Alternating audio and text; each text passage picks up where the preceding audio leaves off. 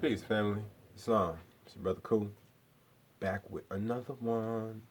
Alright, so it's a video I did about a few years back called Declaring Your Nationality. And, I was traveling when I created that video. But based on my level of knowledge at the time, I was breaking down pretty much in a nutshell the process of declaring your nationality. So today I want to bring that back up to topic and kind of break that down a little bit more, get more deep into what that process is and what that statement means. Declare your nationality. What does that entail? First off, how do you declare your nationality? What do you got to use? Now, to be straightforward and clear, there is no application for nationality. You know what I'm saying? Um, your declaration of nationality is literally you putting your truth on paper, um, and then go filing that down at your county courthouse. All right. We're dealing with the supreme law of the land, so therefore everything we do has to go through the Supreme Court. Okay. Now, in every state, there is in every state, in every county, there's a county courthouse. Okay. So in that county courthouse, um, there's either two places you're gonna want to go. Okay. You're either gonna go to the recorder's office, or they also call it, depending on what state you're in, right? Register of Deeds, or you're going to go directly to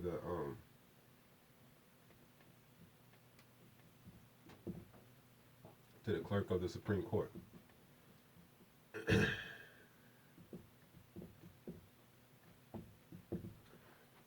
Now, no matter what state you're in, these is generally going to be the two options of where you're going to go to file your declaration. And when I say file your declaration, what declaration? Your affidavit, right?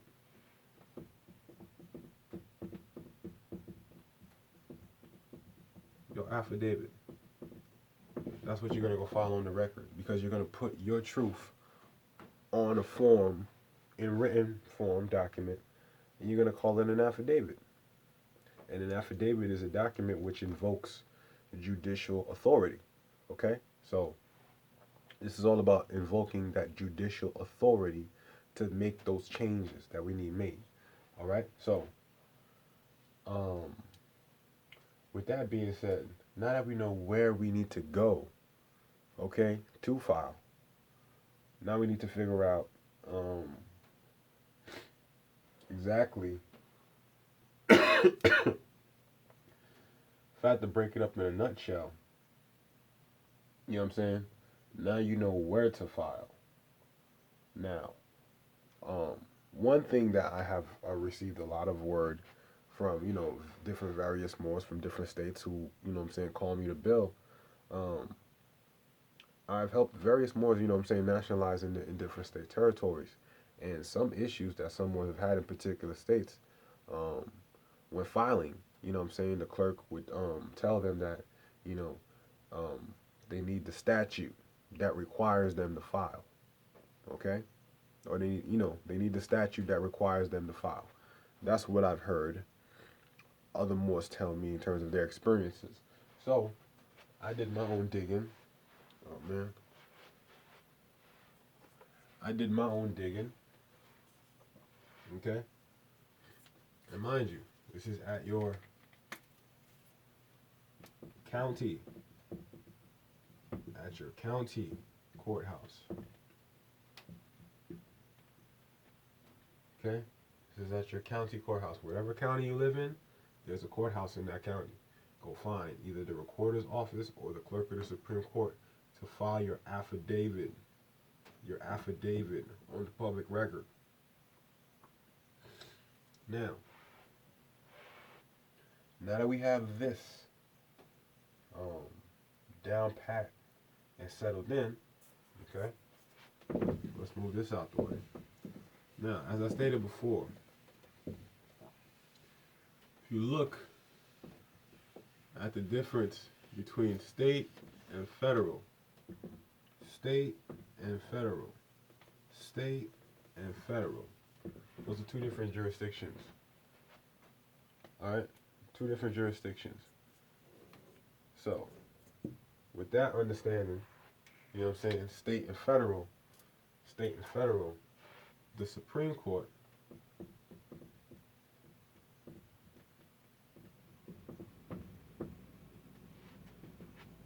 is federal.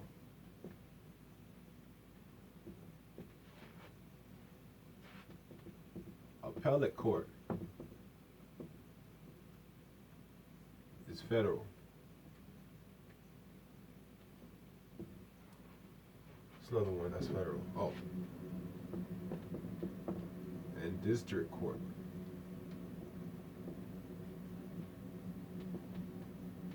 And district court is federal. Now, where do we need to be? Because there's a Supreme Court in every state territory. Okay? Every state territory has a Supreme Court. So, there's certain things we need to understand about certain processes. Okay? District court is the court or the building that nationals use.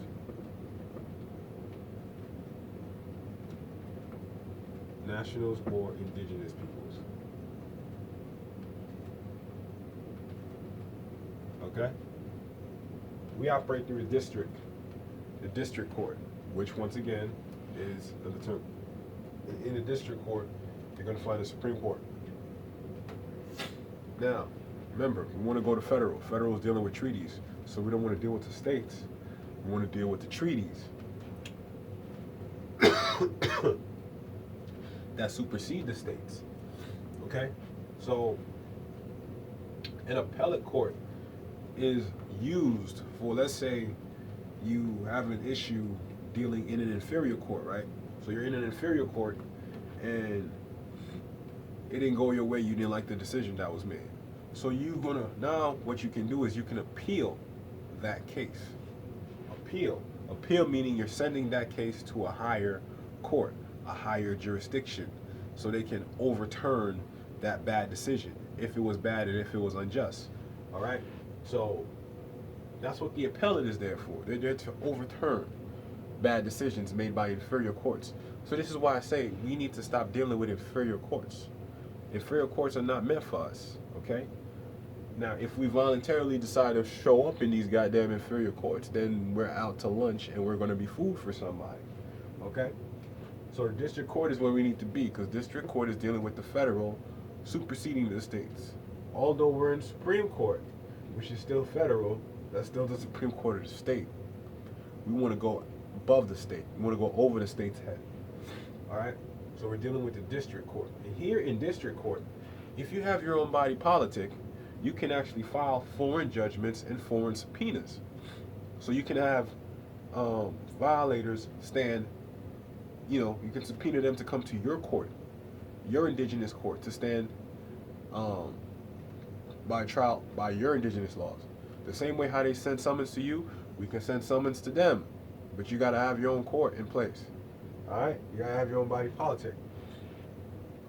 So this is where that ends. Now, for the issue of Moors who have been getting turned back due to the fact that there isn't a statute that requires the clerk to file, we're going to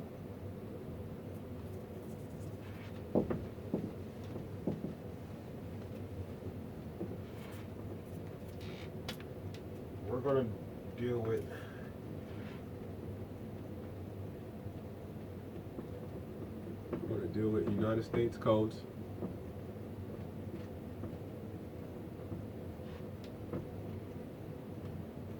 Title 28, subsection 17, 46. Now, Title 28 stands for Judicial and Judiciary Procedure. So this lays out the judicial and judiciary procedures of court. And in this very same title, it lets you know that the United States is a federal corporation. So it lets you know that when we're dealing in these so-called courts, we're dealing with corporations. So we're dealing with corporate laws. We're not dealing with constitution laws. So that's what happens when you go into all of these so-called inferior courts. Traffic court, tax court, family court, whatever court. They're all inferior. They're all unconstitutional. They're all colorable. Okay? So if you don't understand that and you go in there as another corporate member, then you're not going to get no justice in there. Okay? You're just going to get the runaround.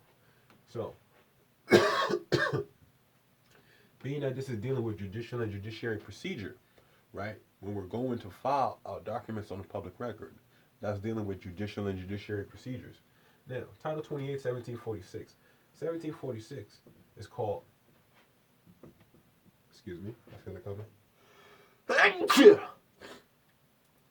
So, Title 28, 1746 is called Mandatory Filing. I knew you guys would love that. I loved it when I found it. So, this statute is called mandatory filing, which means that all clerks are mandated to file any documents that you need put on the public record, as long as you verify under penalty of perjury that everything you're saying is true and correct. Also, in that same subsection, it lets you know there's two ways you can create your jurat. And the jurat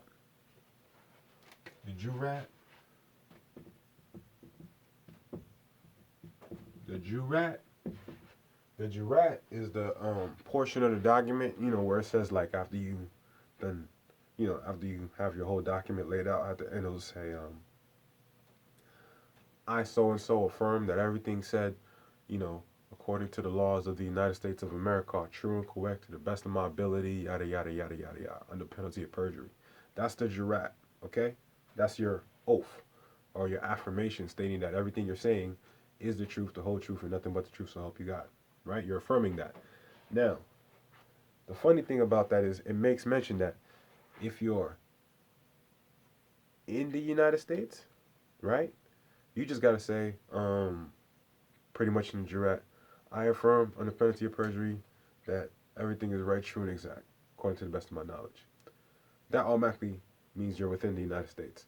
To be outside the United States, you have to specifically say in your jurat that you affirm under the laws of the United States of America. You got to spell the whole thing out. You got to say United States of America. You can't just say United States. You got to say United States of America. That's what puts you into proper jurisdiction of the Congress in general, General Congress Assemble, right? Which the capital was originally in Philadelphia, not D.C. That's our government, the Moorish Empire. Our capital was in Philly, the city of brotherly love. Okay. So now, understanding that this is a mandatory filing, this kills a lot of that. Oh well, where's the statute that requires that I file? Right there, Title 28, 1746, mandatory filing. Okay. So take this title, research it, look it up, and see how you can utilize this to bring yourself some remedy when you're going about and dealing in these judicial and judiciary procedures, okay, with these occupationalists, because we still got to function and we still got to put our shit on the record. They may try to stop us, but we're going to turn over every stone and we're going to turn over every rock, because we can't be stopped. Just like Dave Chappelle said, Puffy said, can't stop, won't stop. That's the move. So, nobody stopping. You know what I'm saying? So, mandatory filing. So, every clerk in office who's taking an oath is mandated to file your documents on the record. And this is a federal statute. This ain't got nothing to do with state. All right. So understand now. I'm giving you this key so we can start um, fixing some of those issues that have been taking place in certain courts, in certain counties, in certain states. You know what I'm saying? Because the more of us that are waking up and the more of us start actually coming correct and how we want to proceed and get things done, then it's going to make a path for all those people coming behind you. You know what I'm saying? So this is what we got to do. We got to lay down the foundation. We got to lay down that groundwork so that for those who are coming behind us. All right? It's not necessarily about us. Not necessarily about me. It's about you who's coming behind me. All right? So, mandatory filing, Title 28, 1746. Now, declaring your nationality. What happens when you declare your nationality? I get this question a lot. So what happens after you put your declaration on the record?